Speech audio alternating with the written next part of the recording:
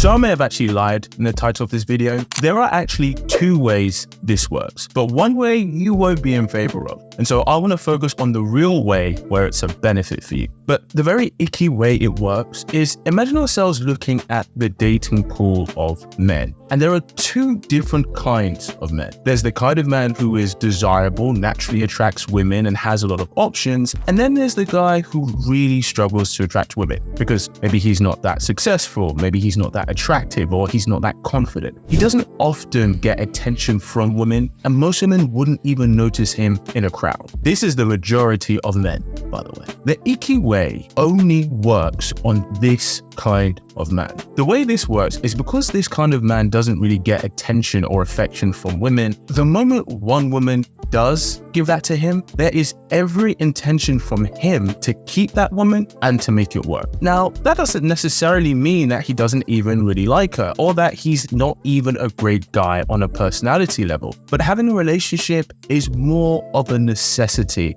for this kind of man, if he wants any kind of affection or sexual attention. So now we've got that out of the way. Let's focus on the guy who you likely do want. He's attractive, confident, successful, charismatic.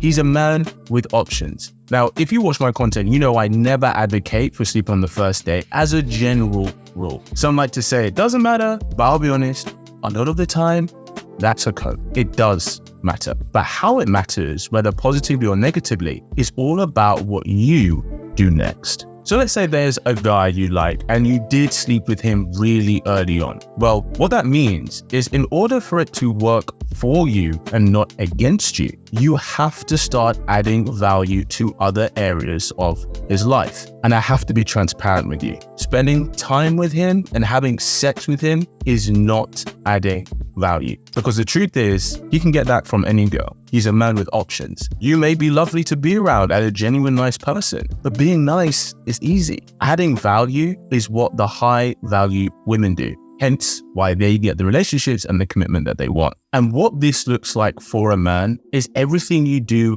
outside of the physical intimacy. What strengths do you have that help him run the life he's leading, the life you want to be a part of? Do you look out and protect him spiritually? Are you a place of peace and comfort? When he's had a long week, can he come home to you for some rest and relaxation? How do you serve him that helps him serve the relationship? And so with this in mind, when should you start to invest in this way? Well, how quickly you have to start doing this is from when you have sex. Yes, this is how you turn sex on the first date into your advantage. It's the same as how swiftly a married man has to get back on his feet when he loses his job. As Chris Rock says, she may not leave straight away, but the time is ticking. And it is the same in this case in relation to having sex on the first date and you getting his commitment. Now, there's an advantage and disadvantage to sleeping with a guy on the first date. The risk is that sleeping with a guy very quickly can make him think that this is what you usually do with men. It doesn't come across as that virtuous. And so for a man looking for a wife, that can turn him off committing to you. However, the advantage you do gain is you now have the avenue to bring value to his life much quicker, which puts you ahead of any other woman that he may be talking to. Because you've started having sex, in which we're presuming he enjoys the physical side with you. Otherwise,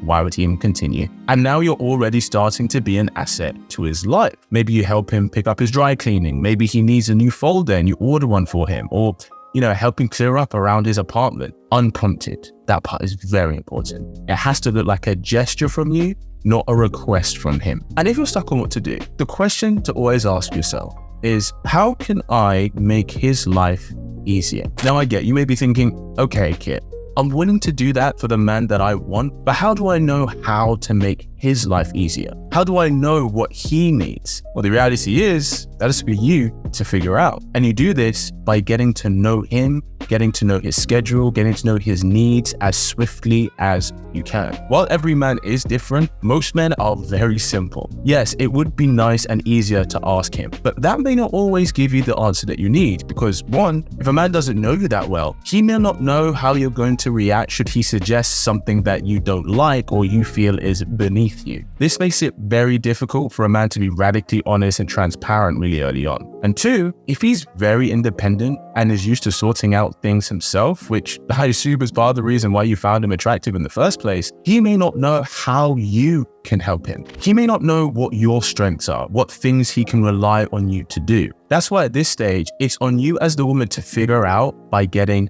to know him. Now, I understand this may not be the easiest thing to hear, but remember, a man has to figure out how to attract you, right? Even to get you to the point of dating you. A man isn't just given a manual on how to specifically get you. He's expected to just know. Or if he wants you enough, he'll figure it out, right? Well, this is where if you want to add value, be an asset to his life and get his commitment, you have to figure it out too. But let me tell you, if you do that, he will do the absolute most to make you feel loved and secure. And let me let you in on a little secret why this is actually easier for you than you think. Because the truth is, not only do most women who date today not do this, but they don't think in this way either. They don't have this mindset and foresight when it comes to approaching dating with the man that they want. And the ones that do are quietly getting the commitment and relationships from the men that all the other women want too. Remember that guy who said he wasn't looking for anything serious, and then a couple of months later, he's suddenly in a committed relationship with a girl? Yeah, she knows. While we see plenty of single women online complaining about how men today aren't emotionally available or never commit, those women in relationships figured it out a long time ago. And the reason they don't publicly share this way of thinking when it comes to getting a man is because they have an advantage if or when should they ever be single again. Wait, come on, we all know that one girl who's always in a relationship. The boyfriends may change over time, but she never fails to get their commitment. They don't want to lose their advantage in the dating market, so to speak. So they don't say anything. But now, you know. It's kind of like when you see a woman in amazing shape who clearly works on her body, but she's promoting body positivity at larger sizes. It's like, well, clearly you don't believe or subscribe to that in your own life, but encouraging other women to be on the larger side gives you a competitive advantage for the very same men that you want. That's another video for another day. So if you're ready to attract the kind of man that you want, then make sure you enroll in my Claim Your Man program below, where I show you how to do just that. Thanks for tuning in. As always, keep it slick.